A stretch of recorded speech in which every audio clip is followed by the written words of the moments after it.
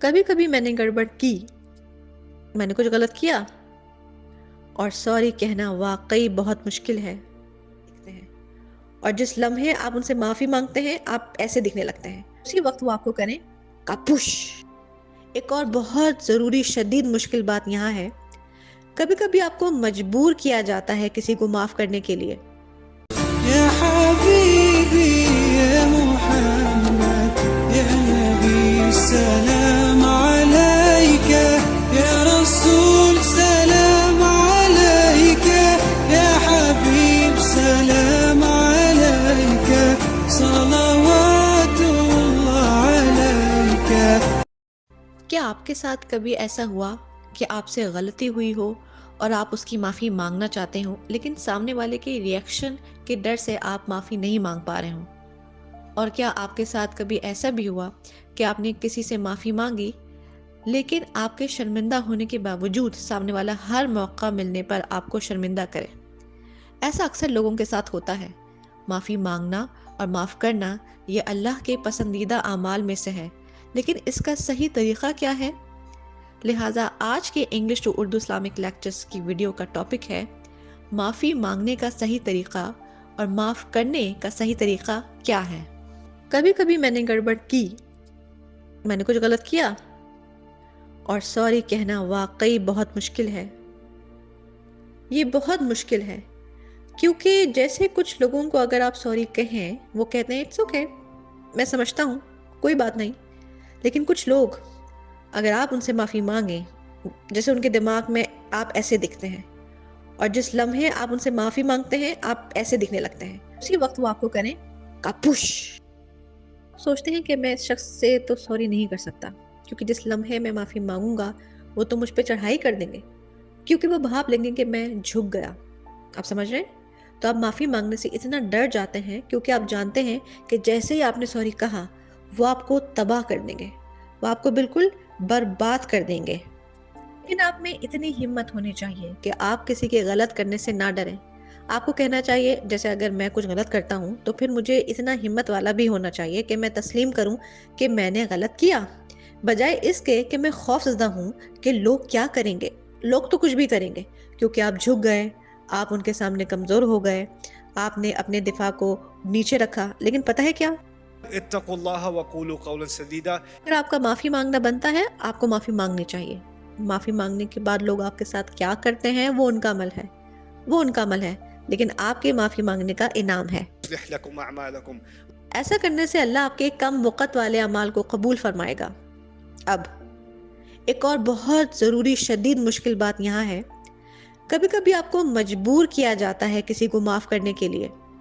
आपको फोर्स किया जाता है, माफ़ कर दो उन्हें, माफ़ कर दो उन्हें, माफ़ कर दो उन्हें। अच्छा ठीक है, मैं माफ़ करता हूँ, लेकिन आप माफ़ नहीं करते उन्हें ना, माफ़ नहीं करते आप, या ये बहुत मुश्किल होता है आपके लिए कि आप उन्हें माफ़ कर दें। ऐसी सूरत हाल आपकी फैमिली में हो सकती है कि कोई ऐसा फैमिली मेम्बर है जिसने वाकई बहुत ज़्यादा नुकसान पहुंचाया है और आपको उनके साथ नॉर्मल ताल्लुकात रखने होते हैं। हर साल ईद पे भी मिलना होता है, कभी हर महीने मिलना होता है, और उन्होंने जो कुछ किया होता है वो सब आपके दिल में होता है, लेकिन वो लोग हंस रहे होते हैं, मजाक कर रहे होते हैं, जैसे कभी कुछ हुआ ही नहीं, राइट? और आप सोचते हैं कि मैं उनकी ईद पार्टी ख़राब नहीं करना चाहता कुछ भी कह के, तो आप अपने दिल में सब कुछ रखते हैं। पता है क्या, आपको लोगों को बता देना चाहिए जो आपके दिल में है, ये भी कौलन सदीदा है। आपको उन्हें बताना होगा कि देखें, आपने ये कहा और इससे मुझे शदीद तकलीफ हुई, और अब मैं आपको पहले जैसा नहीं देखता, मैं अब आपसे पहले जैसी बात नहीं कर सकता, मैं आपसे पहले जैसा भरोसा नहीं करता, और मैं ये सब इसलिए कह रहा हूँ क्योंकि मैं ये सब फिक्स करना चाहता हूँ। बताओ कैसे? हम इसे ठीक नहीं कर सकते जब तक उसके बारे में बात ना करें। हम इसे ठीक नहीं कर सकते अगर हम इसे एड्रेस ना करें। तो मैं ये एक्टिंग नहीं कर सकता कि ऐसा तो कभी हुआ ही नहीं है और अब सब कुछ ठीक हो जाएगा। हमारे ख़ानदानों के बहुत से मसाइल को सिर्फ एक छोटे से जुमले में हल किया गया है। क़ूलू क़ौलन सदीदा। अब एक आखिरी बात यहाँ, और ये सबसे मुश्किल बात है। आप किसी को बताते हैं कि आप क्या महसूस करते हैं, जैसे तुमने मुझे बहुत हर्ट किया, तुमने ये किया, वो किया, ये किया, और सामने वाला कहे कि मुझे इसके बारे में क्या करना चाहिए, मैं इसे ठीक करना चाहता हूँ, मैं क्या करूँ? और आप कहें मुझे नहीं पता, मैं तो बस अपनी भड़ास निकालना चाहता था। ब्ला। मैं बस ये चाहता था कि तुम सुनो। अच्छा ठीक है, सुन लिया मैंने, अब क्या करें? और मैं कहूँ मैं चाहता हूँ कि ये सब तुम कल फिर सुनो, और फिर अगले हफ्ते, और फिर उसके अगले हफ्ते, क्योंकि ये सब मुझे अभी भी हर्ट करता है। सामने वाला कहे हाँ मुझे पता है मैंने किया था 1983 में, लेकिन अब हम क्या करें? और मैं कहूँ लेकिन तुम मुझे नहीं सुन रहे हो, और सामने वाला बोले मैं 1983 से सुन रहा हूँ, और मैं कहूँ लेकिन तुमने सही से नहीं सुना, क्योंकि एक लेक्चर है जो कि कौलन सदीदा के बारे में है, जो कि इसका मतलब है कि मुझे ये रोज़ाना करना है। कितना आसान है इस कॉल को मिसयूज़ करना, है ना? आपके पास बहुत कुछ कहने को है, लेकिन आप उसे बदल देते हैं डेली ज़िक्र में, और आप उसके बारे में बात करते जाते हैं, करते जाते हैं, करते जाते हैं। तो अब गलत करने वाला कौन हुआ? आप हुए। किसी बात को एक बार कहें और एक ही बार मुकम्मल तौर पे कहें और उसे ख़त्म करें, और जब एक बार उसे ख़त्म कर दें, वापस पलट के ना देखें। सदीद का मतलब किसी चीज़ को ढाँकना भी तो है, याद है? बात को मुकम्मल कहें, ऐसा ना करें कुछ कहा, फिर थोड़ा और कुछ कहा, फिर कुछ कहा। जब भी आपसे कोई बात की जाए, आप वही पिछली पुरानी सारी बातें करें, फिर करें, फिर करें, फिर करें। सामने वाला कहे या अल्लाह, क्या तुमने मुझे माफ़ नहीं किया था? क्योंकि आखिरी बार जब मैंने तुमसे माफ़ी मांगी थी, तुमने कहा था तुमने मुझे माफ़ कर दिया, और अब तुम उसे ऐसे दोहरा रहे हो जैसे हमारी आखिरी कॉन्वर्सेशन कभी हुई नहीं, और मैं दोबारा सॉरी कह रहा हूँ। अल्लाह से ज़्यादा तो मुझे तुमसे इस्तग़फ़ार करने की ज़रूरत पड़ती है। अल्लाह से जब मैं किसी गुनाह का इस्तग़फ़ार करता हूँ तो बस बात ख़त्म, लेकिन तुमसे तो मुझे रोज़ाना इस्तग़फ़ार करना पड़ा है एक ही गलती का।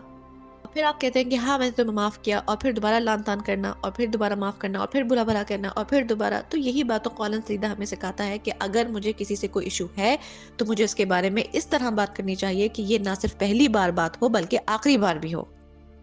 ये होगी तो बहुत ही सख्त कॉन्वर्सेशन, लेकिन फिर ये आखिरी बार भी होगा कि उस हवाले से बात की जाए। अब हमें उसके बारे में दोबारा बात करने की ज़रूरत नहीं होनी चाहिए। बस हो गया, बात ख़त्म। अल्लाह ने हमें यही असूल पढ़ाया है, और मैं आपको रिमाइंड कराना चाहता हूँ लेक्चर के अख्ताम में कि ऐसा करने की अहमियत क्या है। ये करना है तो बहुत मुश्किल, लेकिन अगर आप ये करते हैं तो उसके बदले अल्लाह आपको क्या अता करता है। يصلح لكم أعمالكم ويغفر لكم ذنوبكم. अल्लाह आपके तमाम मामूली अमाल को दुरुस्त कर देगा, आपके तमाम अमाल को पाक कर देगा। अल्लाह आपके तमाम छोटे बड़े अमाल को बुलंद दर्जा देकर कबूल करेगा, और वो आपके तमाम गुनाह माफ़ कर देगा, ज़ुनूबकुम। क्योंकि ऐसा नहीं है कि अगर आप दूसरों की गलतियों को पॉइंट कर रहे हैं तो उसका मतलब ये है कि आप खुद बिल्कुल सही हैं। आपको अपनी खामियों को भी ठीक करने की ज़रूरत है। सही? ومن يطع الله ورسوله فقد فاز فوزا عظيما. देखिए ज़रा कुरान की इस अमेजिंग ज़ुबान को। अल्लाह फरमाता है कि जिसने भी अल्लाह और उसके रसूल सल्लल्लाहु अलैहि वसल्लम की अताअत की, उसने बड़ी कामयाबी हासिल कर ली।